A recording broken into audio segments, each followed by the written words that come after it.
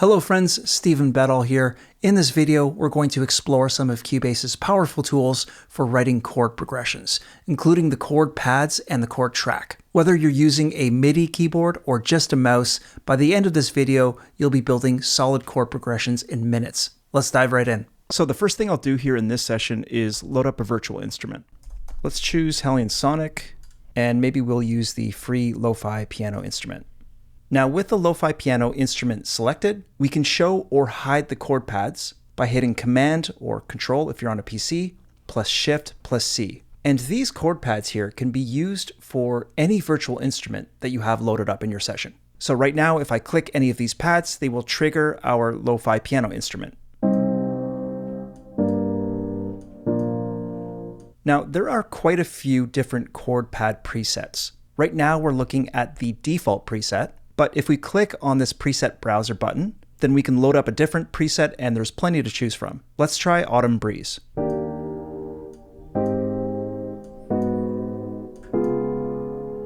Great, that sounds really nice. You'll notice that there's different colors on the bottom of some of these pads. Basically what this means is when we choose a pad, let's say F minor 7th, other pads that show up in green are ones that will sound the most natural to transition to. Whereas the ones in red might sound a little less so. So let's go ahead and build a chord progression using these pads. I think what'll work best here is to find a beat loop to use first. Let's come over to our loops and samples, maybe something chill like this.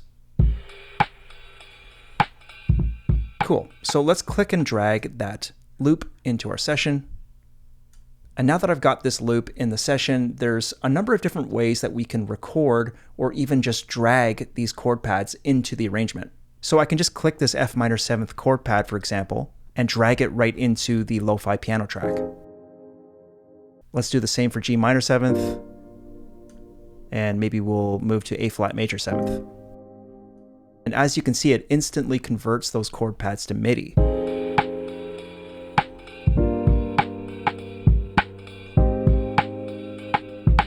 So that sounds cool, but there is so many different tools that we have here to help us make this chord progression sound more interesting. For instance, we can add or reduce the amount of tension on any given pad by using these right or left arrows here. So we could take this F minor 7th pad and we can add the 9th. Maybe let's come over to the A flat major 7th here.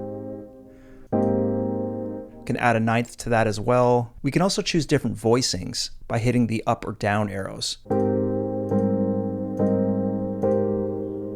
We can also easily change the chord on any pad by hitting Enter, and that'll bring up the chord editor window. So this E flat 7th here, for example, I'll hit Enter, and as you can see, we can change the root note, chord type, tension, and bass note. So I could take this E flat 7th here and change it to whatever I want. We can also transpose all of these chords at once by changing the root key. The root key is over here on the left of the menu. Let's click it and transpose everything up to E.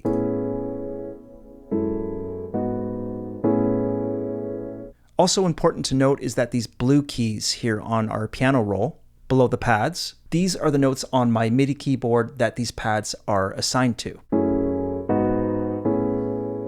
I'm going to hit record and throw down a chord progression. Let's see what happens. Here we go.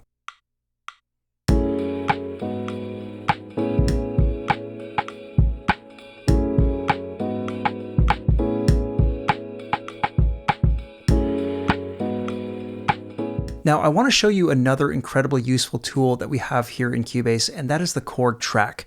And I'll show you how you can use it with the chord pads. Let's say you have an audio recording. We'll drag in this acoustic guitar loop as an example, which sounds like this.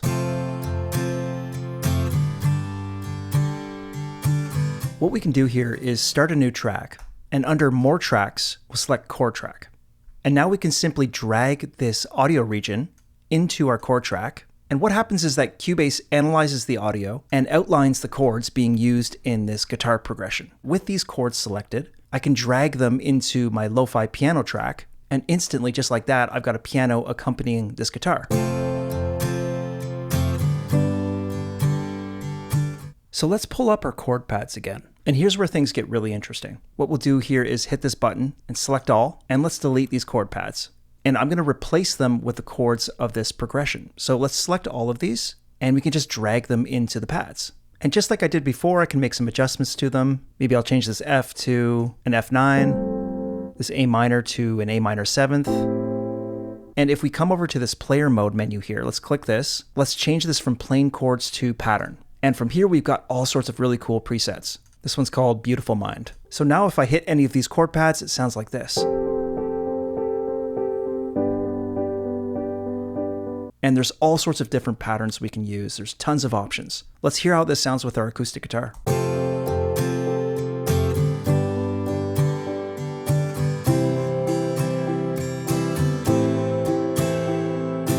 And notice this MIDI up here. When we click into it, we can see that that pattern is represented here in the MIDI as well. One last thing to mention is the step input function, which is really useful. To enable step input, we hit this button right here, and you'll see this blue step input cursor. We can adjust this position with your left and right keys. Let's move it to the start, and from here we can just punch in our chords one at a time.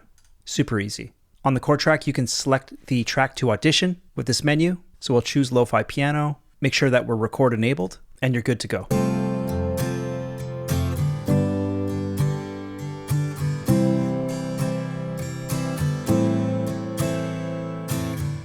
So there you go. That's a quick look at how to use the chord track and chord pads in Cubase to quickly build and customize chord progressions. These tools make it easy to bring your musical ideas to life. Make sure to check out some of our other tutorials on this channel. I hope you found this one useful. Thanks so much for watching, and I will see you in the next video.